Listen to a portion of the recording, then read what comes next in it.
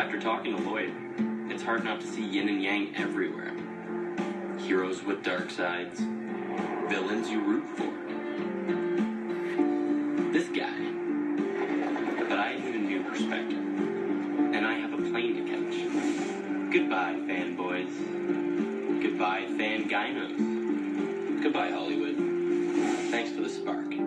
Something's starting to bubble, and it's really exciting, but I've got to keep moving. So hello, Vancouver, where I'm calling on an old friend who's learned what superheroes are made of from first-hand experience. My last year of my college education was an internship. I was on a showcase show on set, meeting amazing people. One of them happened to be a young stud by the name of Stephen Amell. It turned out that he was my near next door neighbor. He lived one street down from me. I even helped him out on his wedding and shot some material for that. And then when Stephen was 28, he got divorced. Instead of just giving it all up, he said, you know what, I'm going balls out. He moved down to LA. The rest is history. There are a lot of similarities between Oliver Queen and Bruce Wayne, but the origin story and how they were formed is different. I mean, what happened to Bruce happened when he was a kid. What happened to Oliver in our universe happened when he was in his early 20s. He's figuring stuff out yet. He's not doing stuff for virtuous reasons yet. In 2012, Stephen was cast as the Green Arrow, and the show was an instant hit. It changed his life. And now he's kind enough to help me on a project that could change mine. Well, season 1's in the can. Yeah. You're in this new world now. You've entered this kind of subgenre of fans. Like, from now on, you are Oliver Queen. And you are Arrow. And you can go to these events, and you'll have legions of fans. How has that been? Those conventions are, look, as a fan, I would go. I can't imagine doing a show without having such a rabid, interested, and critical, in a positive way, fan base. It rules. It's the best.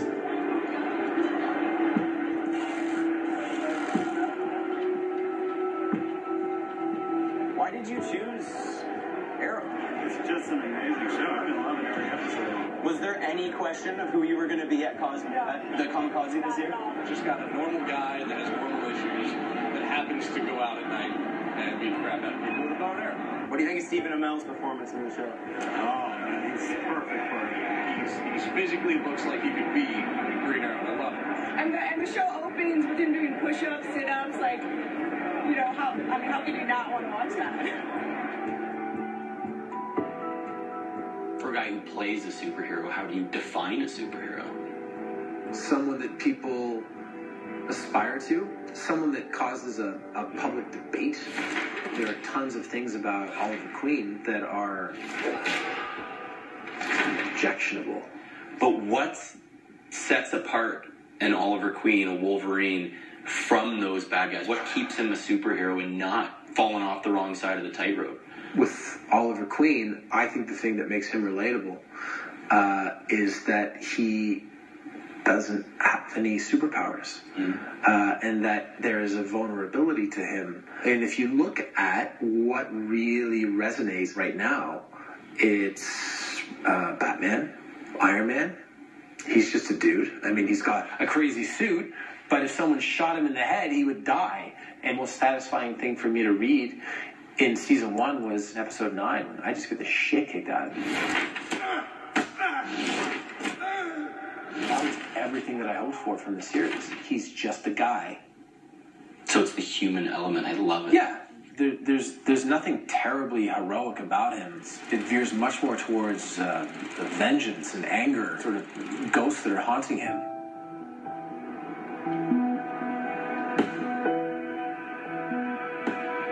What's the essence of a superhero show as a whole? Because I don't know what I want to do yet. So, okay.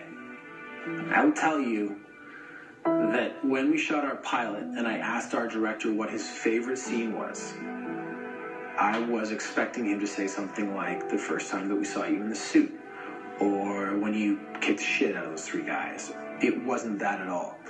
His favorite scene was the dinner scene. when I first come home. Because the key to any superhero is showing the audience something very specific that they care about. For Oliver, it's his family. They are the most important thing in his life. He's doing what he does in the first season for his father. So find the thing that your superhero will care about and show that to the audience. There's a whole level of sacrifice to being a hero, and there's been a little bit of sacrifice paralleled in your real life. Mm-hmm. You gave up your hometown and took off for, the Hollywood dream. Yeah, I mean, I really got knocked down. When I went to LA and when I left Toronto, I went through a huge purge of material things because I was getting out of a long-term relationship. So I just left stuff. And I got an opportunity to look around and really take stock of what I felt was important. And it was family and friends and acting. Do you think you could have played this role as Arrow before you left for LA? Absolutely not. No. No way.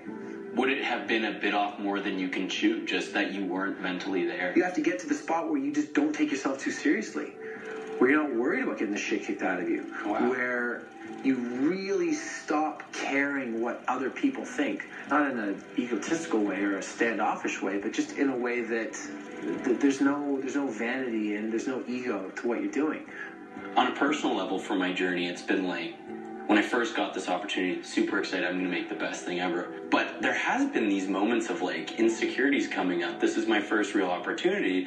From Stephen to Matthew, what could you give me for that one? If you've done the proper amount of preparation and you've put yourself in a position where you're getting a little nervous, good. Because if you're just putting yourself in spots where you're totally comfortable, then what's the point of what you're doing? I push the envelope a little bit.